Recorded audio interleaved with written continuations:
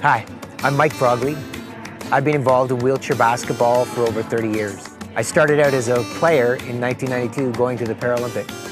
After stepping down as a player, I've spent the last 30 years coaching athletes from those just starting out in the game all the way up to the Paralympics. I'm going to share with you all of my experiences over the last 30 years in helping athletes maximize their potential and find their space in wheelchair basketball. So hi, and welcome to Athletic Therapy Ontario's Health and Motion podcast. My name is Dawn Duncan. I'm pleased to be your host. We are excited to have Michael Frogley join us today. With the 2026 Milano Cortina Winter Paralympics just recently behind us, what do you think speaks to the advances in Canadian para-athlete performance at the major games? So I think there's probably a couple of different things that stood out for me. When I'm looking at our athletes that are performing at the highest level, the ones that are doing the best, there's a couple of things. First of all, there's a support team around them, and the way that team functions, whether it's the head coach, whether it's an assistant coach, whether it's one of the members of the sports science team, like a nutritionist, mental performance coach, athletic therapist. There's a way that support team is functioning together so that everything that they're doing is connected to help support the athlete in a holistic manner and really maximize their potential.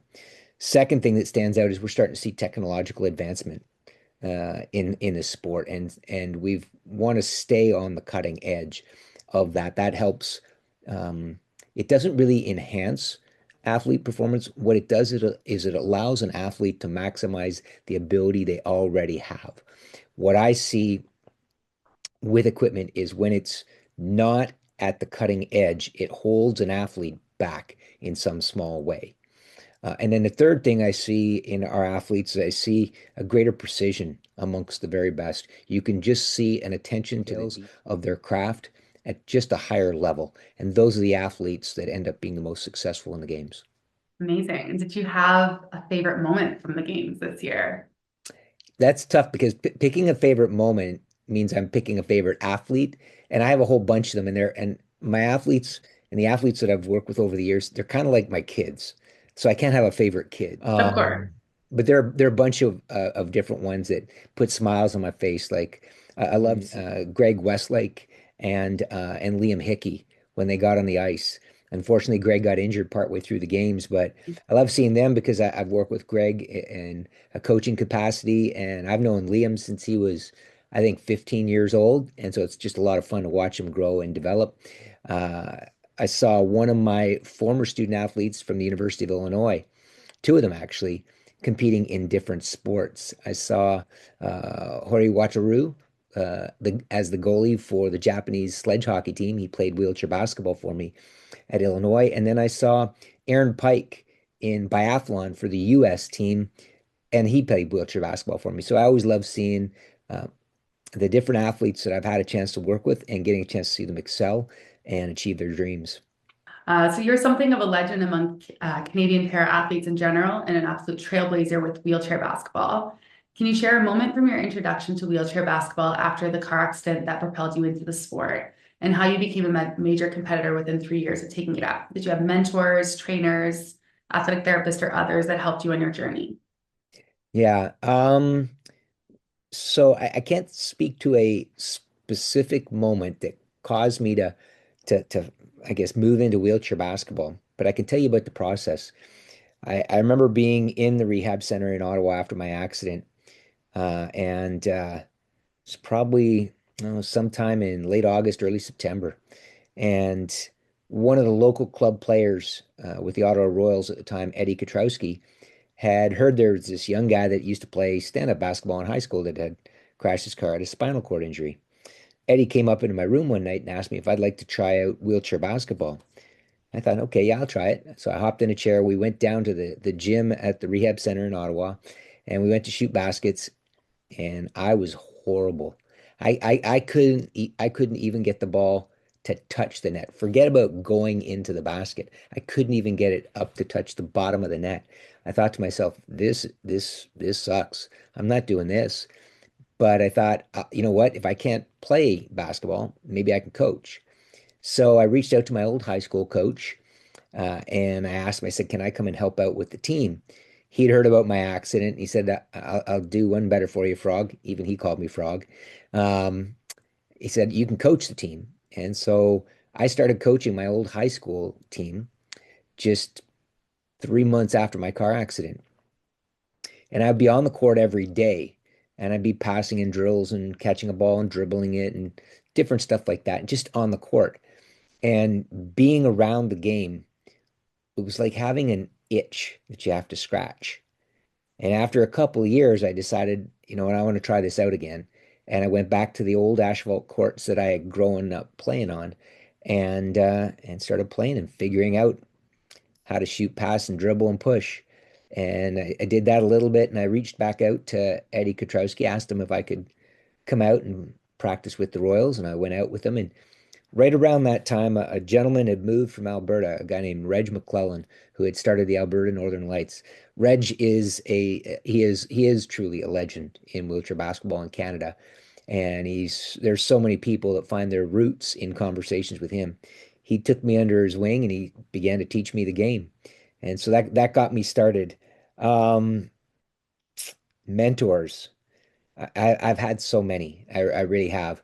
There are a couple that I'll mention here, but it doesn't diminish the impact of all the other people who've crossed my path, because I'm really a compilation of all the lessons that a whole bunch of people have taught me along the way.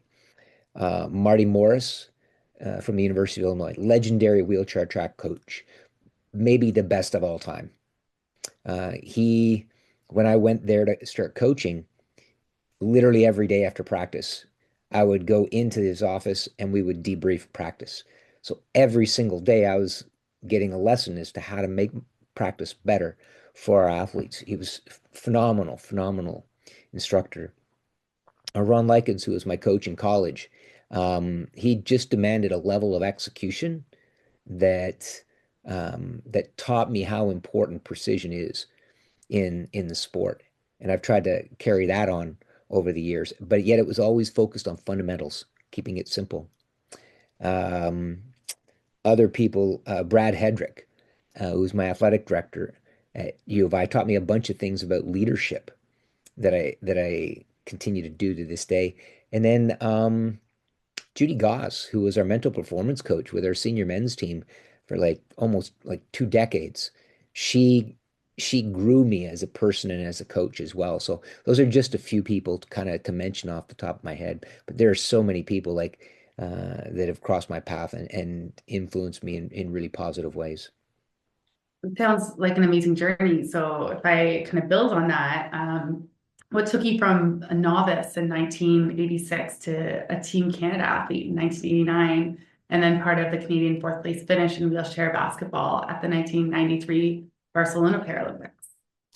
Well, I've always been a person that, like, if I'm going to do something, I'm all in. I want to see how well I can do it. I don't want to just do something average. I'm gonna that's a real struggle for me to just do something just for the sake of doing it. I'm gonna try to be the best I can be. And so when I started playing, I wanted to see how good I could be. And when I heard about the Paralympics, and I went to one of those first Royals practices, and several of the athletes were getting ready for the Seoul Games in 1988. And they watched me play and they said, Frog, if you train hard, you could make a team one day. And so that planted that seed. So if that's where the best play, I want to see if I can get there. And so I started doing things to try to train and get myself better based off of what I'd done in stand-up basketball. I looked around for wheelchair basketball camps, and there weren't any at the time. There's one down in the States. I reached out to the person running it, Ron Likens, who was running it at the University of Wisconsin Whitewater. I asked him, I couldn't make the camp at that time because I had a conflict. I asked him if I could come another time, and he said, "No, I can't do that. There'll be nobody around. Why don't I come up and run a camp?" So he came up to Ottawa, ran a camp. We chatted a lot, and I was looking at going back to school. So he started the process of recruiting me. It made a lot of sense for me to move from Ottawa down to the States because I knew that to be the best, I was going to have to train 5, 6 days a week. I was going to have good coaching. I was going to have the right level of play. but I also wanted to combine that with my academics. In Ottawa at the time with the Royals, we practiced twice a week. That was all the team practice I was going to get. I could get some more individual practices in, but I knew that wasn't going to be enough. Hmm. And so I moved down to the US and started my career as a student athlete. That gave me that 5 to 6 practices a week at a really high level with intense coaching alongside strength and conditioning and all the different types of support. And while combining that with my academics. And that really helped me grow from that initial time when I made the team in 1989 to getting a chance to represent Canada in Barcelona in 1992. It's an amazing story. It's so inspiring. So, what are your thoughts and insights into the role an athletic therapist can and should play in promoting, maintaining, and restoring health and performance to para athletes? So the key thing, and I've had some great athletic therapists I've had a chance to work with over the years, or some of them were PTs as well. But one comes to mind, Brett Nagata, because Brett and I worked together a ton. And then that probably we kind of grew up together. We both were. I was starting as a senior head coach when he started as our athletic therapist. Um, and one of the things I always said about our athletic therapists is they would have the final say in terms of go, no go, or play, no play. And so while I might be as a coach want to play an athlete, what I always told our players, if our athletic therapist said you were healthy to go, you were healthy to go. If they said you're not, you're not. That's it, full stop. So that's where I placed them in terms of the hierarchy and decision making. They actually had final say on who was going to play, and they determined it. And I thought that was really important because when we were communicating to our athletes in that decision making model that their health was first and foremost the greatest priority we had. And that meant we were going to always do things in their best interest. And I thought philosophically that was really important. As a coach, I have two responsibilities. First, do no harm, and second, cause learning. And if I'm deferring to our athletic therapists on whether an athlete can play or not, I am fulfilling that first piece, do no harm. And I'm not the expert. The athletic therapist is. And so I got to trust that. Um, then what I do is I work closely with our athletic therapist on the design of our plan, our yearly training plans, our practice plans, monitoring the athletes, those types of things to make sure that we always know the health status of an athlete. And so I lean in heavily on our athletic therapists to really make sure the athletes are, yeah, they're healthy and ready to maximize their potential. So with that, Paralympic athletes report higher rates of sport injuries and illnesses. What would you recommend AT should focus on their own skills and competencies to help para athletes with prevention and recovery? So a couple different things. I had a great AT when I came back to Canada and we opened our national academy, Krista McCarthy. She was phenomenal, and I asked her to design a program along those lines. And so she started keep tracking certain data, and it was invaluable. She did a couple of things. First, she tracked just basic volume, just the volume the athletes were training at to get an idea of what was the right volume on average, and then what was the right volume for each individual athlete. We could begin to predict when we would start to see overuse injuries and different types of health issues in the athletes based off that. So she did a great job there. She tracked the different types of injuries and illnesses that were happening, so we could take a look at our training plan and look at why certain things had a higher prevalence than other things. And then Krista did a phenomenal job at spending a ton of time diving deep into the specific nuances or the most likely um, injuries and illnesses we thought were going to happen and did happen. The best example, and we see this in lots of para athletes, especially the ones that use wheelchairs for ambulation on a daily basis, shoulder injuries.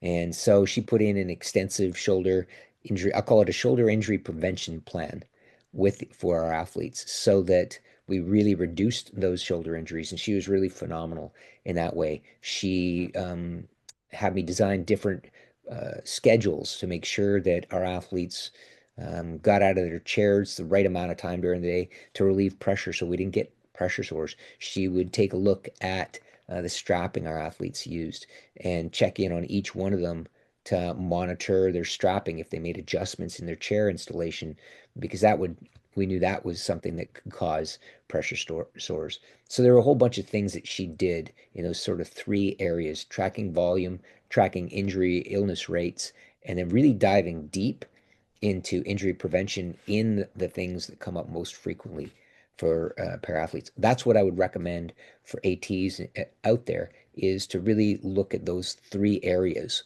if they want to grow in this space. Thank you. Athletic therapists focus on musculoskeletal injuries, taping, bracing, concussion care, and preventive injury treatments. What would you say to ATs listening to this podcast are the most impactful therapies generating lasting results for para athletes? The most impactful thing, I think the first thing that I see, it has to do with volume of training. I think the first thing is building up volume of training. A lot of times para athletes come from club backgrounds where the volume of training is low, and when they shift into a high performance training environment, it's a massive adjustment. And if the proper foundation hasn't been built, you immediately see different types of injuries.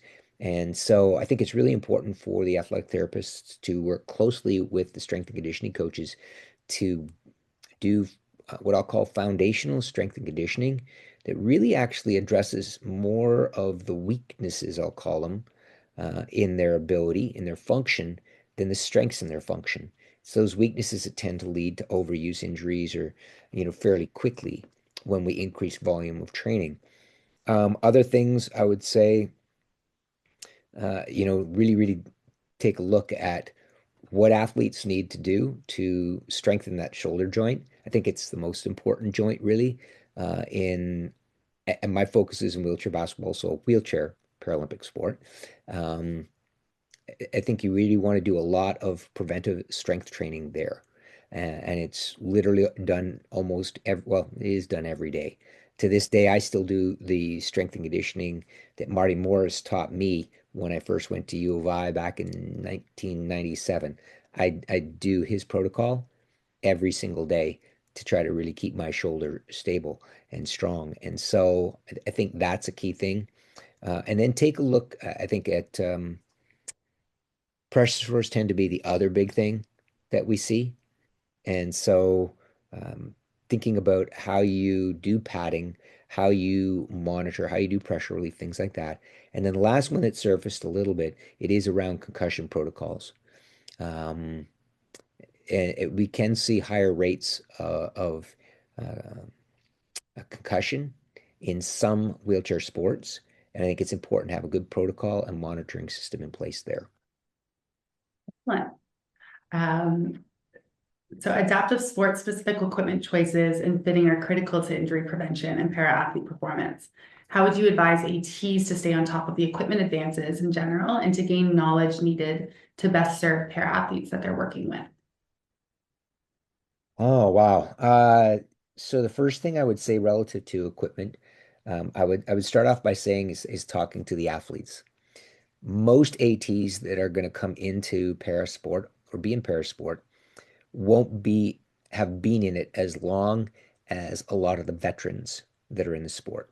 So I would tap into the veteran knowledge first to really learn about the sport specific equipment, whether it's a sled for para ice hockey, whether it's a racing chair in track, whether it's a tennis chair, rugby chair, whatever it might be, even whether it's a blade for somebody who's running and who runs with a prosthetic. Really tap into the athlete's experience first. Second thing I would do, I would dive into the research that's happening uh, and really learn where the sport is going. Third thing I would do is I would take a look at other sports. There's a lot of technology that's come from other sports into Paralympic sport. that incredibly valuable. I've seen F1 technology come in. I've seen cycling technology come in, mountain bike no, technology come in, a whole bunch of different things, skiing technology come in. So keeping up on what's happening in other sports because we want to bring those cutting edge ideas in and adapt them for use in Paralympic sport. So I probably look at it that way. What's really neat about this particular space around equipment, you get to be super, super creative. It's so incredibly individualized for each person. And you really get to be creative. I would really encourage them to think outside the box. I can remember way back in the 90s, um, back then, basketball wheelchairs, you only had four wheels. You had your two rear wheels and your two front casters. And you couldn't have any anti-tip bars because actually the rules said that if those touched the ground, that was a violation. Um, what we did is we took a look at one of the other sports, and they were starting to use a fifth wheel on the back. And I can remember being at the University of Wisconsin Whitewater when I was coaching and thinking, if we put a fifth wheel on the back with a slight bit of space, that could do a couple of different things for us. First thing, if we're leaning back, it created a three-wheeled base versus a four-wheeled base, and we would actually turn a little bit more sharply if we used our hips. And then the second thing is, by putting something back there, if we lean back and we're balanced, we wouldn't tip over, which means that it would be for a lower class player like myself, a class one, I don't have the balance. If I start going backwards, I just go backwards. That's it. I'm over. I don't have abs to pull me forwards. And a 4 or 5, like a single amputee, they've got all those abs, so they know that they can find that balance point, not lean too far. Putting a fifth wheel on the back, that actually started to level the playing field. It reduced the value of abdominal muscles because it meant I could lean back and not worry about tipping forward. So we presented an argument to the National Wheelchair Basketball Association that this created greater parity in the sport and actually helped include and involve more players and kept things safer. And so they changed the rule. We did the same thing internationally. And so back in the mid 90s, they added fifth wheels.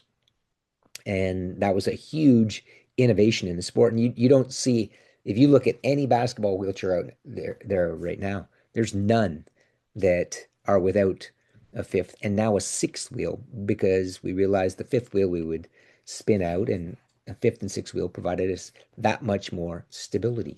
So we had to think outside the box and actually propose something that was against the rules at the time, but be able to explain why that was good for the sport and safety of the athletes. So think outside the box as well when you're looking at equipment. Okay. Athletic therapists struggle with data collection to prove efficacy, but more importantly, to drive evidence-informed treatment plans. There's also a shortage of data on para-athlete care. You worked for decades as a leader with para-athletes and as an innovator. Is there something the OSTA could do with you or other para-athletes to build a repository of relevant data on para-athlete injuries, treatment, and prevention? I think you're absolutely right. We don't have a huge volume of information on injury rates and types of injuries and things like this. A lot of it is anecdotal. What I would say is, and I'm going to reference Kristen McCarty again, our AT from the academy when I started it back when I first came back to Canada back in 2013. What she did was she just started to track training volumes. So I think that's where we should start. Let's begin to see how much training people are doing and then what injuries pop up as we take a look at different rates of or volumes of training. I think once we begin to look at those different injuries, then we can begin to understand a little bit more in a more detailed way exactly what injuries we're most likely to see. And yeah, we generally know it's going to be shoulder injuries. We generally know pressure sores, and there are a few other things depending upon the sport that will show up. But let's get some more detail and let's tie that into training volume so we understand that. And begin to understand that relative to training age. And then I would connect that to multi-sport participation too. I think it's one of the things that we're going to see our sport system move to, I hope, will be a multi-sport philosophy. And it'll be interesting to see if we get younger athletes involved in multiple sports, how that begins to impact injury rates later on. If that diverse athletic experience begins to reduce some injury rates, particularly overuse injuries in things like our shoulders and stuff like that. Absolutely. I know even in other athletes, if they're in one sport from a young age, they're a lot more prone to having those repetitive injuries and earlier injuries and career-ending injuries, actually, when they're really focused into just that one sport and they're not a multi-sport athlete. So I think that's fantastic. Okay, Michael. Well, it has been enlightening talking to you. I don't have a huge knowledge on the Paralympic world, so thank you so much for sharing that with me and all of your remarkable experiences as one of Canada's Paralympic level wheelchair basketball athletes, coaches, and innovators. As we have discussed, Ontario Athletic Therapists have been involved in Canada's Paralympic movement since its earliest days, thanks to our collaboration with Dr. Roger Jackson. Our registered Ontario Athletic Therapists have been working with Canadian para-athletic teams and individual para-athletes for decades. We are pleased to be learning with para-athletes on how to advance their physical and competitive performance, prevent injuries, and achieve more effective lasting recovery. Thank you so much.